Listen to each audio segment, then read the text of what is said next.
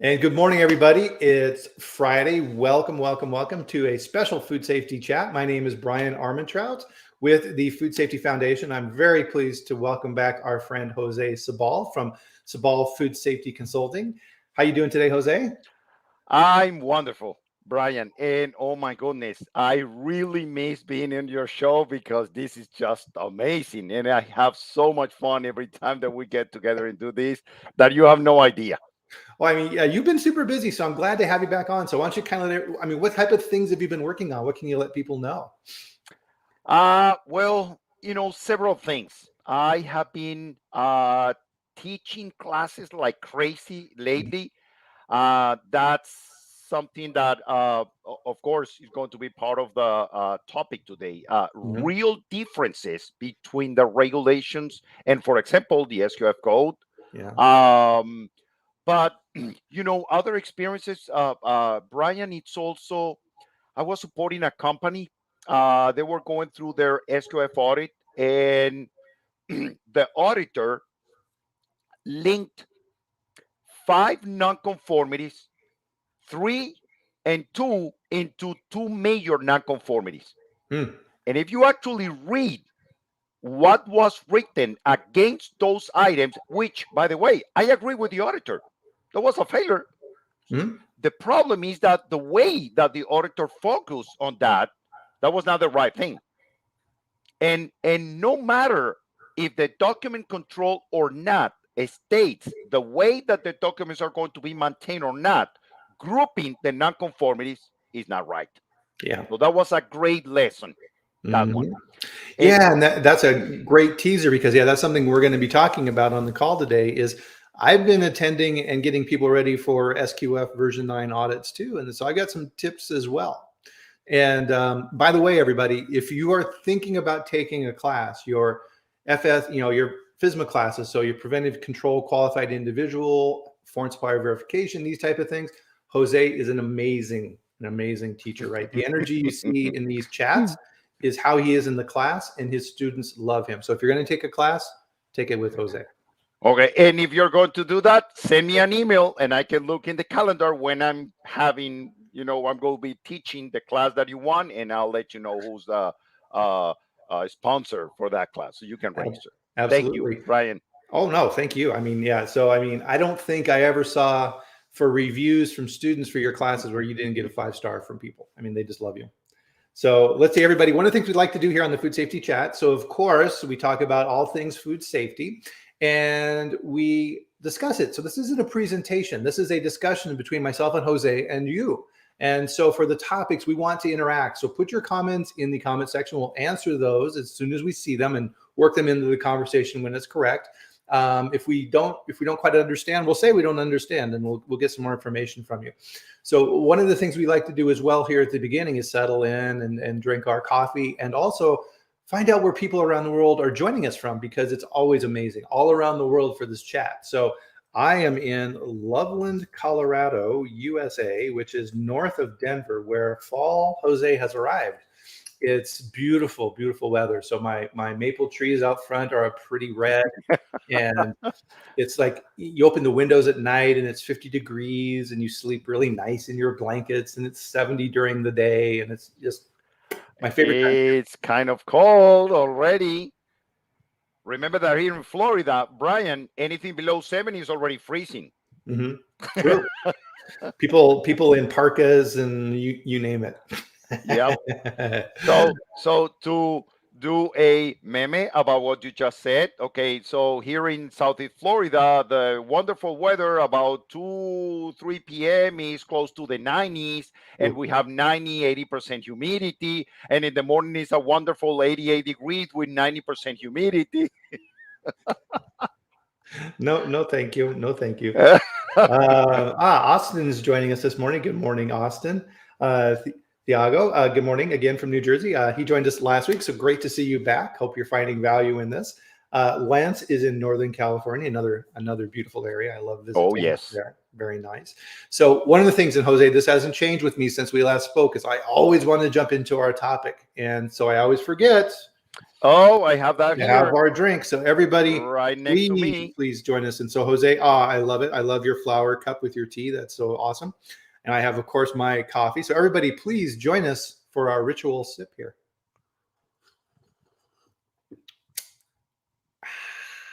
Wonderful. Oh, this is Corey. so nice. Yes. Always good to have Corey join us. Cheers with coffee and tea. Yes. Kompai. Salud. I used to know more than that, different greetings around the world like that. For a while, I was trying to learn from around the world different expressions for "oh my God." So, for example, "ay Dios mío" in Spanish, right? Oh yeah.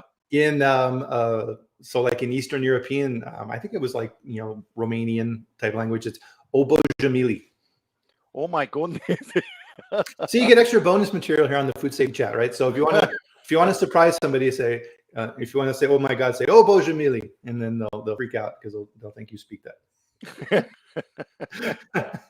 Atef, nice. Thank you for joining us, Atef, in Lebanon. A good friend of mine is Lebanese here in the U.S. Santosh, good morning from India. So I love this, India, right? Clear around, halfway around the world. Thank you for joining us. Yep. So today's topic, Jose, is something that people take for granted, right? And it's something, if you don't do it right in your company and you don't maintain it, oh my God, are you in for trouble? Right? Yes. Document control, right? And when you say that, people kind of go, oh, document control, right? Because it's huge, right? It's this a giant thing. And one of the things with good document control is you very, very rarely step into a situation where it's a clean slate, right? You always have information from the past.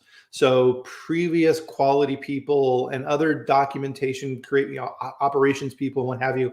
It doesn't matter if you're at a plant or corporate or things like this. There's always existing documents. And people walk into this situation, they realize that they need to control the documents because the information isn't correct and nobody has the right revisions and nobody knows what they're supposed to be filling out.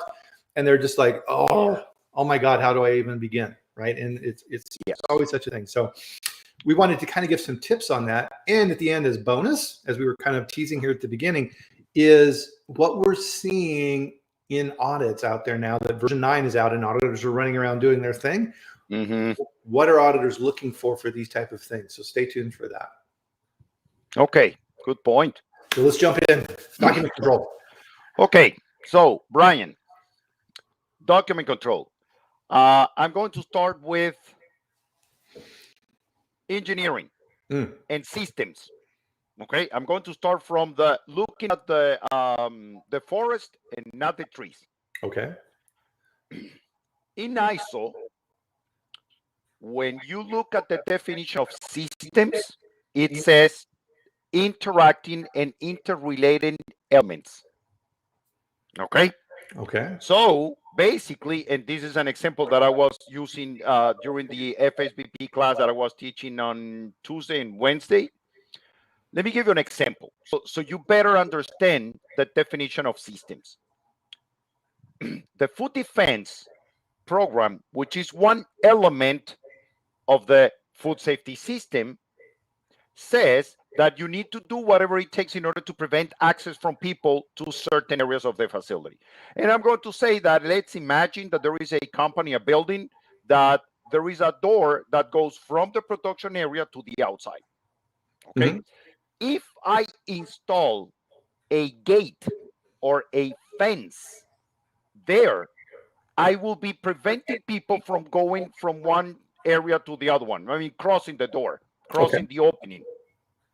But it's a fence. Okay. It's not a sealed door.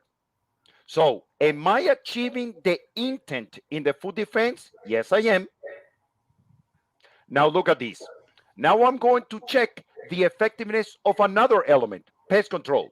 Okay, and I'm going to say, oh, can pests come in through the fence? Oh, yes, without any problem. Is pest control effective?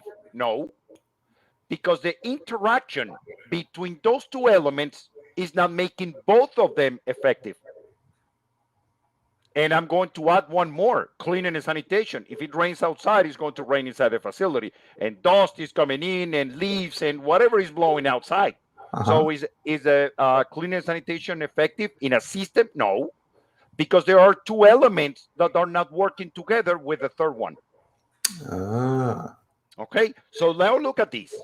What am I going to do in order to make sure that beside food defense, pest control, and cleanliness is going to work? I'm going to call the maintenance guy and say, hey, we have a problem here because we have a gate and we need a door. And this gentleman is going to say, oh, I have you covered. No, don't worry. I'm going to take care of that. And this person is going to the warehouse, to the maintenance area, going to grab a wood door, and he's going to install a wood door over there. Now, are you preventing access from people? Yes. Yeah. Are you preventing rain coming in? Yes. Are you preventing dust coming in? Yes. Are you preventing pests coming in? Yes. But now there is another element in the code that says building and construction materials, and the materials of the doors and the floors and the walls and the ceilings and whatever must be made from materials that are not absorbent, that are smooth, that are light in color, and blah, blah, blah. And now you have three elements that are working. And when you start checking the fourth one, now the fourth one is not working. Right. Yeah, you have to think of, that's a great example, right? It's all this, right? People tend to think of elements in terms of the individual thing and not how they work together. Yes. It's a good point. It's a very good point. Yes. So let me go back again, looking at the forest. If I look at the forest, and the forest is a system, what is the purpose of a system? Achieving consistency on whatever we do. That's it. That everything that we're doing is achieving consistency. And I'm going to say consistency on what? What is the scope of these food safety systems? And for whomever is in the United States, most likely this is applicable worldwide. But I'm going to be specific for FDA requirements. Whomever is in the FDA says, not the FDA, sorry, the law, the food law, 21 United States Code in written says that adulteration and misbranding of food is prohibited by law and is criminal activity. Yes. So what we need to do, achieve consistency in the prevention of adulteration and misbranding of the food products that we're handling, packing, manufacturing, processing, and so on. That's a goal. So each and every single element in a food safety system has one unique goal, which is what? The prevention of adulteration and misbranding. Correct. Yep. We need to achieve consistency on that. Yeah, and that's a good way to think about it, right? What is your starting point, right? A lot of times people want to dive into the details and say, okay, this line says this, I will do this, right? But you need to think of this in terms of your overall system, right? Goal.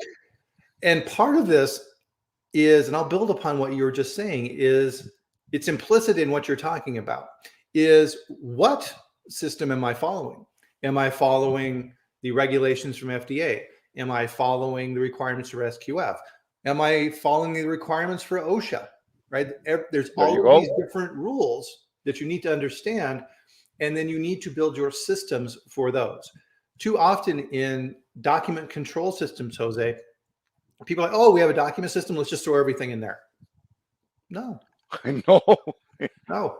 Right? You need to understand who's responsible for those, and then what you're managing. Yes. And a good way to think about this, and I always come back to this, right, is quality and management of food safety and these type of systems for anybody who's doing this. There are a few basic things you always need to follow and understand. And one of those for me is PDCA, Plan, Do, Check, Act. Right? Whenever I come to a plant, or you come to a plant, or FDA, or whoever, it doesn't matter who it is, and they ask a question, they are following that format. Right? So why are you doing this? How do you do this? Show me the proof that you did it. And if it didn't go the way you thought, how did you correct that? Plan, do, check, act, right? Yes. And you need to think in those terms. And you need to be able to do exactly what you just did, which is you need to tell the story of why you are doing it that way. Well, Mr. Auditor, we have this door in our plant and it's made of this material and it's cleanable and it's lockable and we have controlled access and we do all of these things for this because of this. And here's how we test it. We go have a weekly walkthrough, in the plant, and we audit to make sure that those doors are closed and that people aren't propping them open and going outside and smoking and these type of things.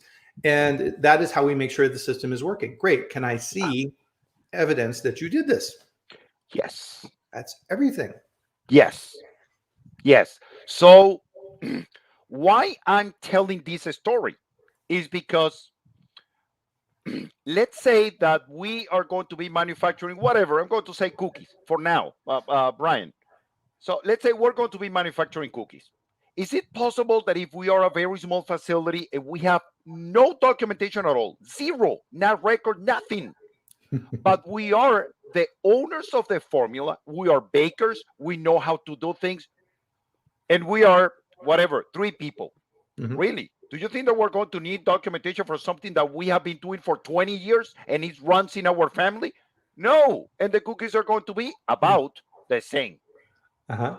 But if I translate that to now we have a company, there is a corporation, who is the real owner of the documentation? Is the company, not the people.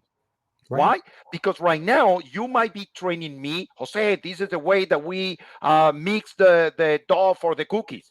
But I'm not going to be in that company in 50 years. So how can you transfer the knowledge on how to do things consistently from one person to the other? By having written documentation. Right.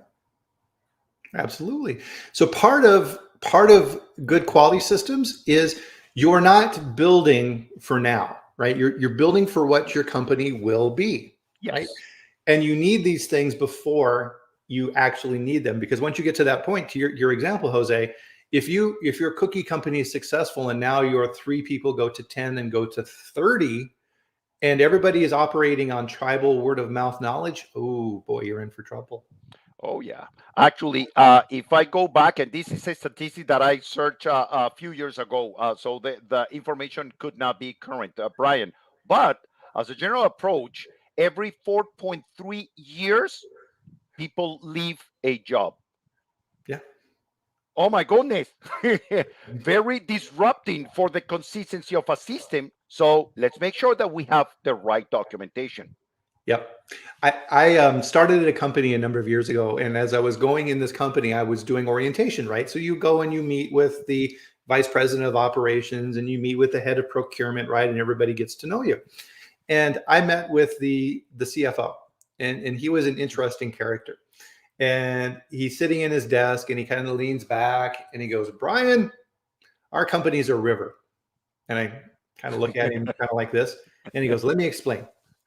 There's this river and it's flowing along. And right now the water's pretty calm. And you jump in the stream with us, right? And you're now part of us. And we're floating down the river. And you're bobbing along in the water. And you look around. And some people are okay and they're kind of with you, right? And you look at other people are bruised and battered and bloody. And you're like, wow, what happened to them? You have no idea, right? Something happened upstream. Did they go over a waterfall? Did they hit some rocks? What happened, right? So you're floating along and you don't know what's downstream either. And just like you, people are jumping into the water with you, and people are climbing out on the banks and going somewhere else, right? And you have to understand the journey, right? You have only joined at this point. And I was like, that's really profound. And that story Yes. stuck with me, right? We don't know. We don't know what happened before. And it's the same with documents, Jose, right? Yes. We come in and we look at this system and we say, wow, what happened before? We don't know, right? Yes. So part of creating a good document system is I use this visual. I'll kind of get back here a little bit. This, right?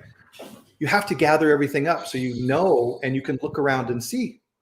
Because odds are, I see this every time, Jose, I'm sure you see this too. You go into a company and the quality manager has some documents, and the operations guy has some documents. Oh, yeah. People have some documents, and the supervisors created their own documents. And there's another folder where the other things were created, right? And you're just like, whoa, oh my god, right? Yes. Nobody has central control of the documentation. Yes. And everybody's doing their own thing, right? You have to get control, right? They call it document control, right?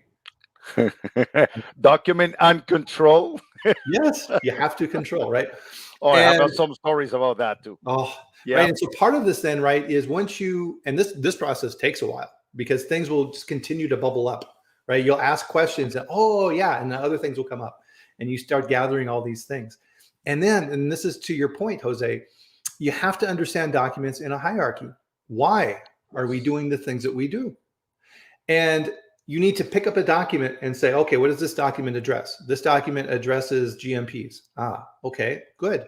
Why do we do this? Ah, this is in relation to 21 CFR 117 subpart G or whatever it is, right? Mm-hmm. We need to do this. Yes, this is a document we need to keep. What's this weird document? Oh, this is our document on flying of remote control planes outside. What? Why? Why do we have that? Oh, a few years ago, we had this crazy employee who had a remote control plane and they'd fly it on break. So we created this. Okay. Yes. In reference to what? Just for us. Is this employer still here? No. Why is this document still in the system? I don't know. Right. Yeah. Okay. Archive. Go away. Yep. Right. What do I keep and what do I remove? And here's the interesting thing. When I've gone through this process, and I did this at the different companies I headed up, I would remove, Jose, about 60% of the documentation from the I'm not surprised. because it wasn't needed. Bryan, I'm going to support what you are saying.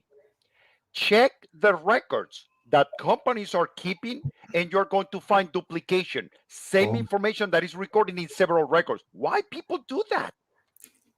That's a waste of time. Right. Well, I think part of that, right, and we've been talking, is that different people see that something needs to be done, and so they Yes. go and they create something. And so the operations manager creates a document, and the quality manager creates a document that is a little different, and you have different things in different places, right? And to your point, this is an important rule: is write it down once. Once. Right? Once.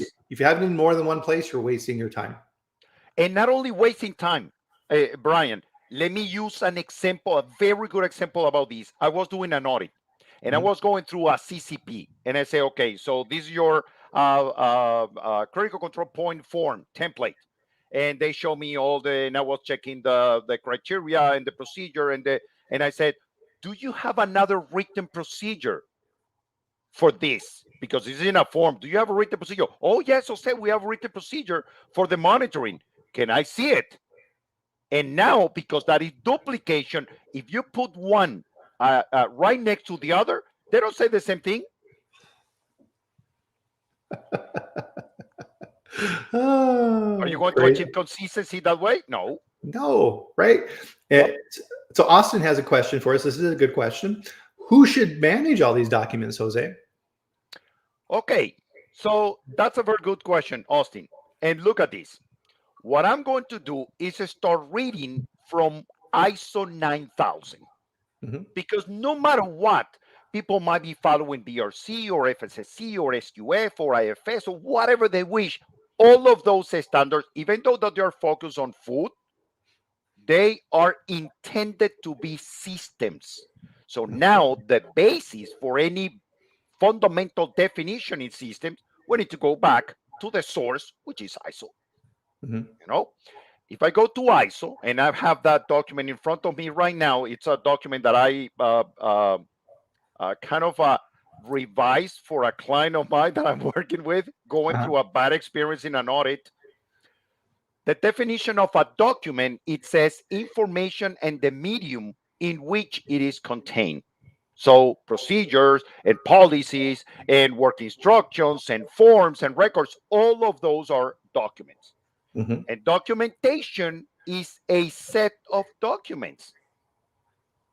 Okay, now look at this. In that set of documents, documented information requires to be controlled and is written in ISO and maintained by an organization and the medium on which it is contained. And there is a note 1 to the entry, and it says documented information can be in any format and media and from any source. Note number 2 says documented information can refer to the management system, including any related process to that, information created in order for the organization to operate consistently. I'm going to add that. and evidence of the results that were achieved during that process, which are basically the records. Right. Now look at this. If you keep on going and searching, the definition of a form is a document that will be filled when following the instructions of the procedure. So if we don't have a procedure, we cannot have a form. Mhm. We cannot fill a form. The procedure defines the data and the information that is relevant to be collected in a form, relevant to demonstrate that there is that we achieve the prevention of adulteration and misbranding, which is the goal of our food safety system. Okay, so forms must be controlled. That means that forms must be dated and must have revision numbers and revision dates or edition or whatever it is. Yes, because if you change the structure or if you change the data that is going to be collected, or somehow you change the structure, you need to keep track of those changes of the forms. But now, when you go to the definition of a record, it says is a document that states the result achieved or providing evidence of activities that were performed. If you have a form and the monitor is going to start filling the document, and at some point that document is revised by whomever is the verifier for that activity, assuming that the person is qualified, by the way, okay? And the document is signed and dated, Bryan, as soon as the document is complete, that document, that form becomes a record. Yeah. And if you change a record, that is falsification of records under the FDA, and that is criminal activity. Yes. So that is a summary. Very well stated. So who should manage these documents, right? Here's a drill down on that who piece of it, right? And Austin nailed it when he wrote that question, because it's who, right? You need to identify a person Yep. who is the gatekeeper of the documents, your document control administrator. And what I would do when I would set these up at corporate or at the plant or whatever, as I was building these systems, I would look for that person who was super, super detail oriented, and maybe an administrative person or something like that. And that person became the owner of the system. And if someone wanted to change something in the system, they couldn't change it until it went through that person, right? Of course. That person is the gatekeeper, right? And everybody in the organization needs to know that if you mess with that system, oh, woe to you, right? You are in trouble. You cannot mess with that, right? So to your point, right, bringing this back up then for your controlled system, we'll use an example. So we'll talk about like something simple, 2.1 management review under SQF. Mm-hmm. So the auditor will say, okay, according to SQF 2-point management review, you need to do these things, right? You need to have a management review. You need to look at documents of the system. You need to keep senior management informed of activities, blah, blah, blah, right? This is the rules of 2.1 of what the auditor is looking for. Then as the person being audited, the company, you would say, absolutely. We have, to your point, Jose, a procedure.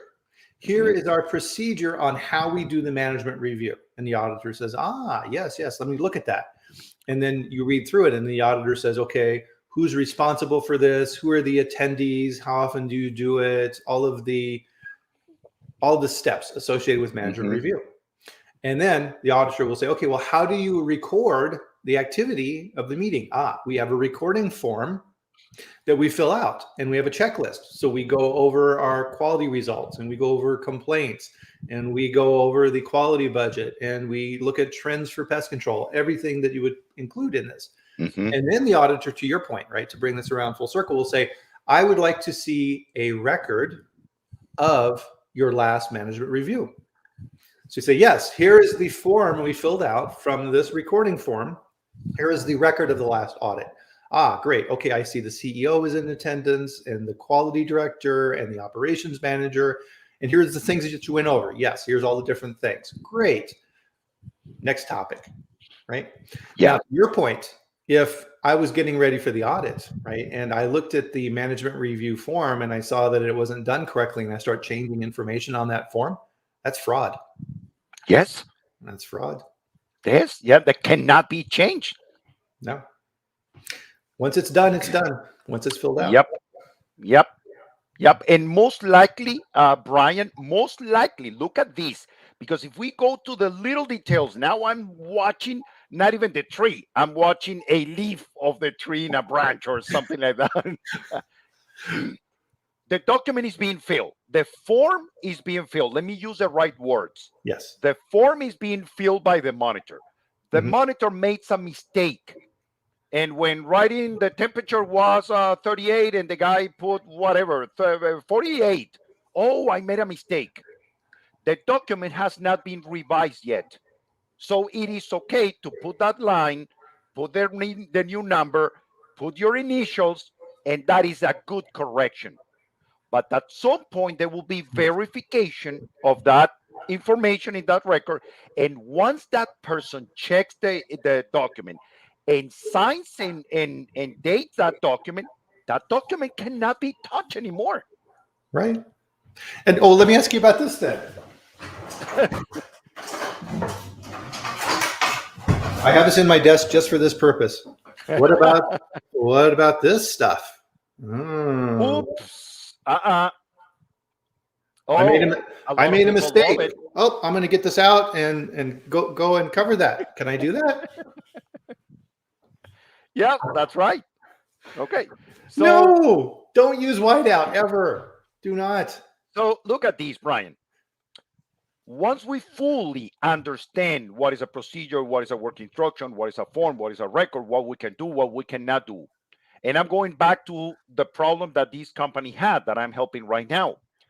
Was the auditor right in identifying that there is no way to determine if the document is current or not? Yes, the auditor was right.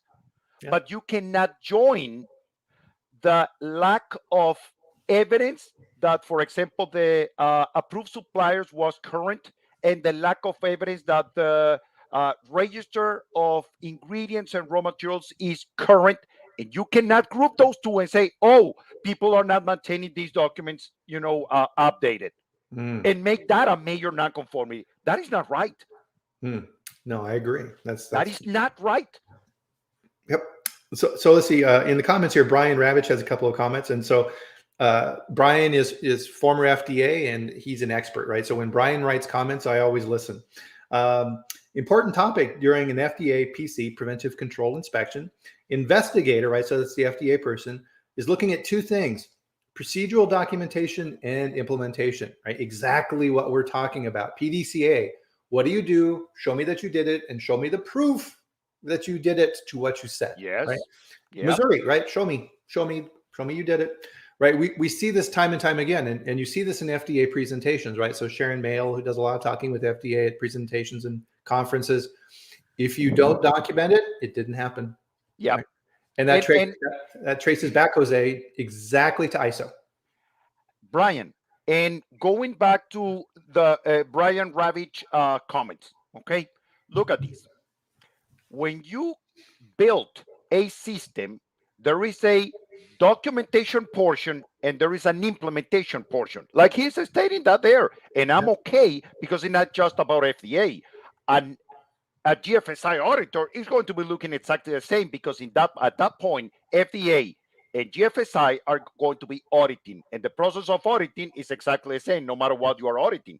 Yes. So when you identify all of the requirements applicable to your products and your operations, when you develop procedure for controls and procedure for verifications to control those requirements and to verify your controls, whenever you validate your controls, and then whenever you start training people, well, before the training, all of that is part of the documentation.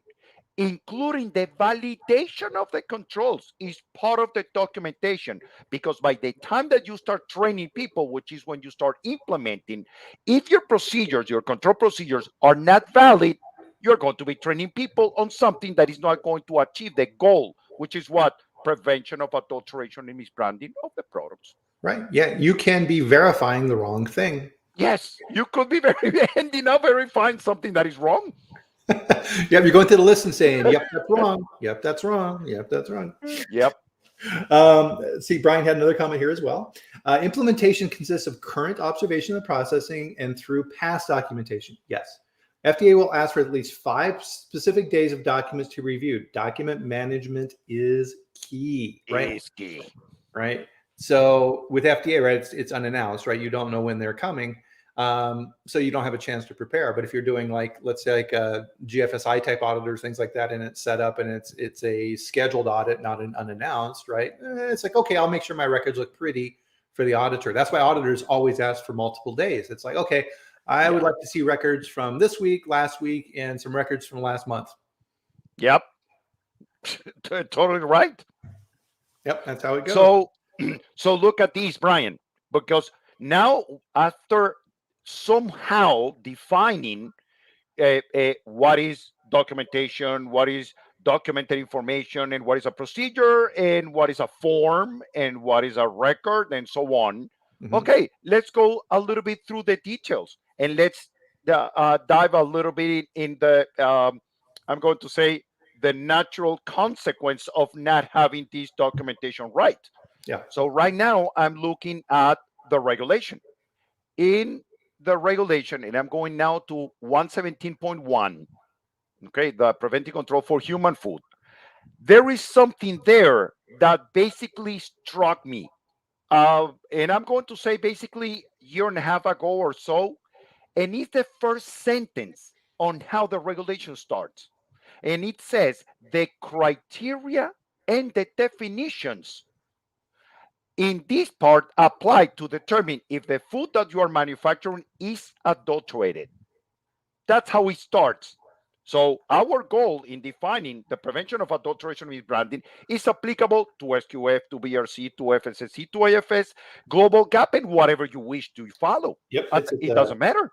Very top. Yes. Because at the very top. But look at this is criteria and definition. So what that means, that everything that is written in the code is or criteria or definitions. So when you go to 117, what was that, 35C, I believe is the pest control, and the first sentence says pests must not be allowed in the food plant. Well, my God, that is very clear criteria is 0. Yeah. Period. Whatever you do, the FDA says, I don't care what you do. Just make sure that it's 0 and prove it. Yeah, exactly. And that's why, yeah, to Brian's point here, right? So if Brian's working for FDA and he is an investigator in your plant and you walk out in the warehouse and a mouse runs across your foot, done. It's done. And you're saying a mouse, maybe just a number 2, evidence of feces or something or other. That's it. Yeah. You know? Now, look at this other thing, Brian. And I'm going to start by reading the definition of a supplier from the FDA code version 9. Okay. That is in PDF page 98. And it says supplier, the entity that provides a product or service to the SQF certified site. And so I was thinking about this when I was helping this bakery recently. Most of their purchases are to distributors. So they are purchasing Cisco and US Foods and Cheney Brothers and whatever that is. Yeah. And you're going to, and the SQF requires that this company approves these suppliers, approves the warehouses. So at some point I said, oh my goodness, but that is not the definition of supplier under the FDA. And I'm going to read from the regulation right now, what is the definition of a supplier under FDA? Supplier means the establishment that, number 1, manufactures or processes the food. Number 2, raises the animal. And number 3, grows the food. So the question is, Cisco and US Foods and Cheney Brothers, whatever, do they do any of those things? No. So under the FDA, they're not suppliers. And if you are purchasing, and I'm going to use, whatever example, let's say that we have Bryan cookies and you are the manufacturer, you sell that to Cisco and I'm purchasing the cookies from Cisco. And let's say that in my cookies, I may have listeria because it's already to eat, exposed to the environment before packaging. I'm supposed, according to the FDA requirements, I'm supposed to approve the supplier of the product, which is not Cisco, Right. is Bryan Cookies. Now I Hmm. need to talk to Cisco and say, hey, Cisco, can you help me in the process of gathering enough documentation so I can approve the supplier? But I will need to know who is manufacturing the cookies. That is not part of the SQF. So we need to develop documentation in order to approve suppliers. We need to have a program that must be in compliance with whatever is in the FDA requirements and whatever is in the SQF. And the Yeah. way that you approve suppliers under the FDA is not the same way that you approve suppliers under FDA. Hmm. So I'll bring that back up to the 30,000 foot level. And so what you need to understand is what set of rules are you playing by when you create this? Is it Hmm. CFR? Is it SQF? Is it your customer requirements? Who are you satisfying, right? And to your point, to be efficient, you want to set up a system that satisfies as many people as possible, right?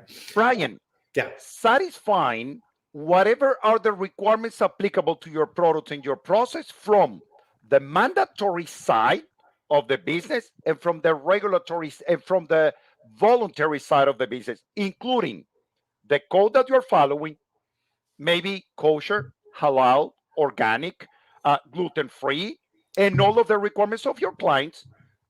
Yes. So you need to look for all of the requirements. And according to ISO, and I have a very good, strong background in systems, you are going to be developing what is called an integrated management system because you are integrating many different requirements from many different sources into one system. Ah, so everybody pay attention to what Jose just said there, right? You're creating a system for your company, right? Yep. Your document management system is how you do business, right? It's just not limited to, oh, we need to create some documents to make FDA or SQF or whoever happy. No, this needs to be an integrated management system on how you do your business. And the more successful you are at that, the better your business is going to operate. Yeah.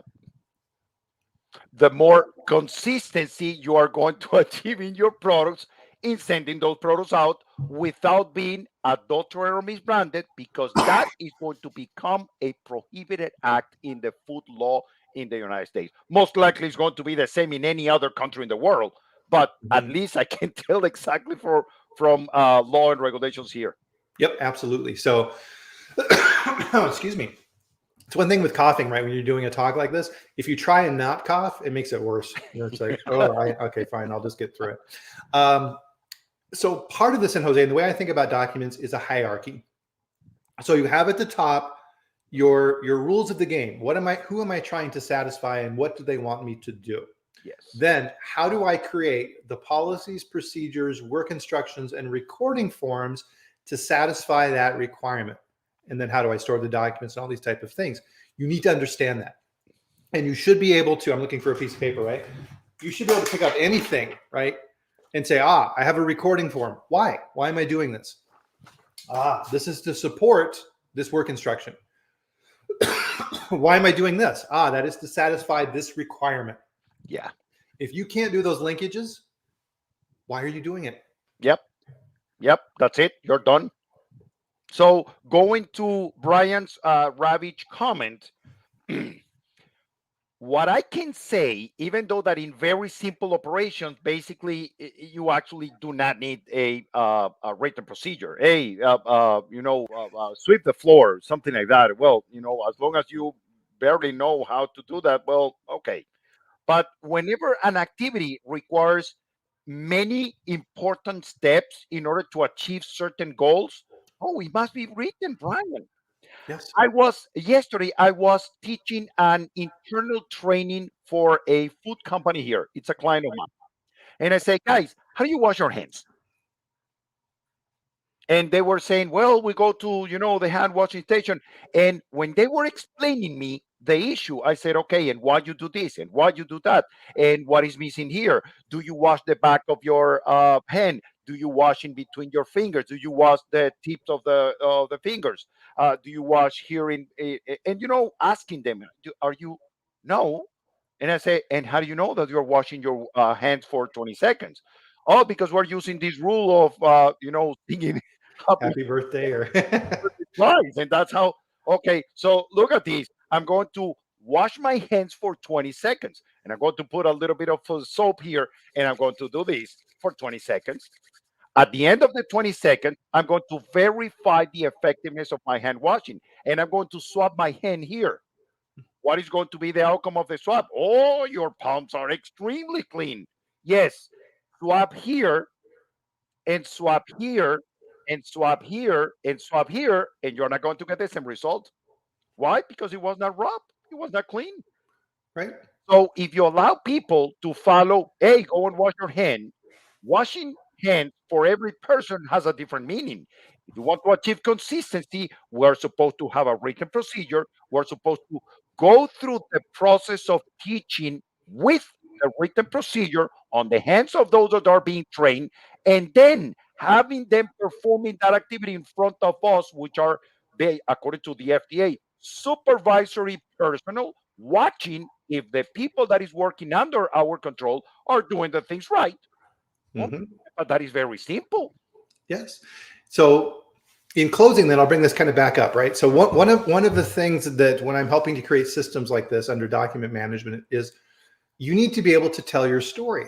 And that's exactly what you just did, right? It's like, okay, under the GMPs, you're required to wash your hands. Why? Why do we wash our hands, right? And then teaching people under your training programs the right way to do that and showing the proof that you did it and auditing and all these type of things, right? And being able to walk an auditor through that process and do exactly what you just talked about, which is, yes, we understand the importance of this, and here's how we do it, and here's how we train people. And when we do hand washing, here's how we do it, right? And we've got a video that we show people, and we have a camera on there. And when we see people who aren't washing their hands correctly or they're in a hurry, right, and they run, it's like, no, you can't do that, right? We're not perfect.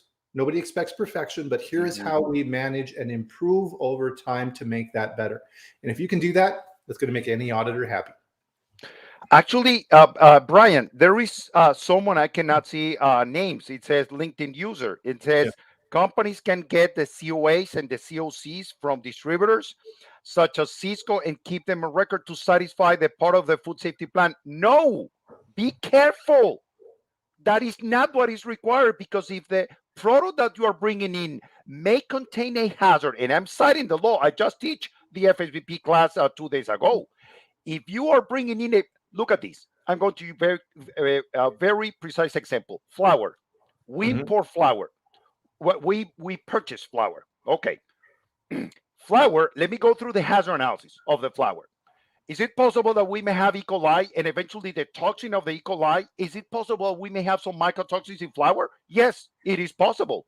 So, is flour a product that may contain a hazard that should be controlled by my supplier? Oh, yes.